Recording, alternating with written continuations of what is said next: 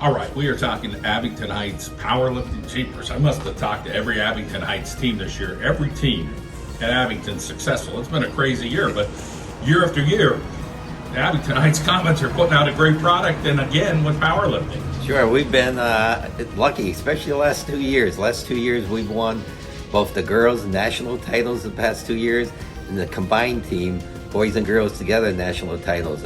Last year, the championship was held in Scranton. This year was held in New Orleans. And, even though we lost a lot of people from the team last year, the newer kids came up and took their place. How do you keep doing it? I don't know. It's just, it's a sport where you have to love it and you have to have self-motivation. You're going to want to have to do it, and then you have to apply yourself. We have a saying, don't cheat yourself. If we give you a workout, you're expected to complete it. Don't cut any corners. If you can't keep up with everybody else, you're not hurting them by cutting corners, you're hurting yourself. So our big thing is, don't cheat yourself. We could go back and throw a couple names. I mean, the Lacos were big, and there's other names before that, but they're just people replacing people. The buy-in is it just happens to be there. You had some great families and kids that you're working with. Oh yeah, talking about families, matter of fact, one of the girls I have here today, I coached his father when he was in high school. I mean, I have a number of kids on the team this year whose father I had when they were in high school, and they love the sport, and it's a continuation. And really was the girls. The girls have a big turnout. I probably have as many girls on the team anymore as I do have boys. Talk about the confidence you believe that instills in these young ladies and everything in life. They start lifting, you start pumping them up a little bit, they start getting that momentum, and it gets contagious. Well, I think part of my main job is to convince people they can do something they didn't think they could do. Break down this barrier that this isn't impossible, and they go out and achieve things they couldn't think they could achieve before. Again, I think my job is to motivate more than anything else, and if I can instill in them it's possible for them to do it, that opens the doors. And what happens is when one kid hits a new PR, lifts a weight that no one else has done, it just opens up the other door. The other kids say, he did it, I can do it, and that helps out to going to national meets and upper level meets. When they see other people doing it, it's not like your own little gym. They're seeing what can really be done, and they have goals to set that they're going to reach that same level. We've seen other local teams, they're making some strides.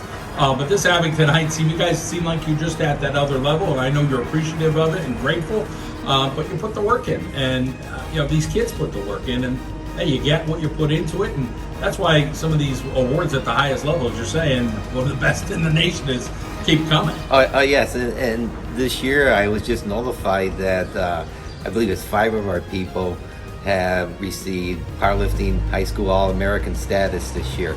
All right, which means to be that status, you have to be one of the top 3 in that weight class in the country. So we're very happy with that. And again, it's success builds success. The younger kids see what these people are doing. They did that. I can do it. I had Dalton Laco years ago, lifting, outstanding lifter. His younger brother would come and says, I'm going to beat everything he did. I said, nah, Bodie, I don't think you're going to. And sure enough, Bodie came along. He had that goal. He saw what somebody could do, and then he was going to break it. It's great to see.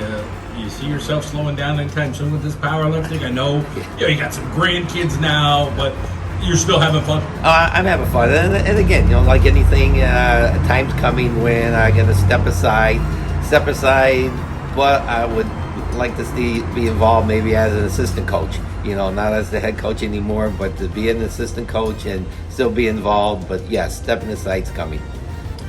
I love just reaching out to you because you always reach back pretty quickly. We've had a relationship over the years, and although we don't talk to each other all the time, when we do, it's quality time. I'm just so glad to get to know you over the years and see the success that you bring out in these young student athletes, both on the girls and the guys side. It's a pleasure to cover you, Claude. Well, it's appreciated. I appreciated the time we give us and the time the kids put in. It's not one, let me call it, the big sports like basketball and football that gets all the recognition. But in itself, these kids are outstanding. They go compete against other kids from states where it is a state-sponsored sport, and they're going in there competing against them, and basically beating most of them. This past year, we went down to Louisiana where it's a state-sponsored sport, and we came out number one. Congratulations again, and good to catch up with you. Thank you.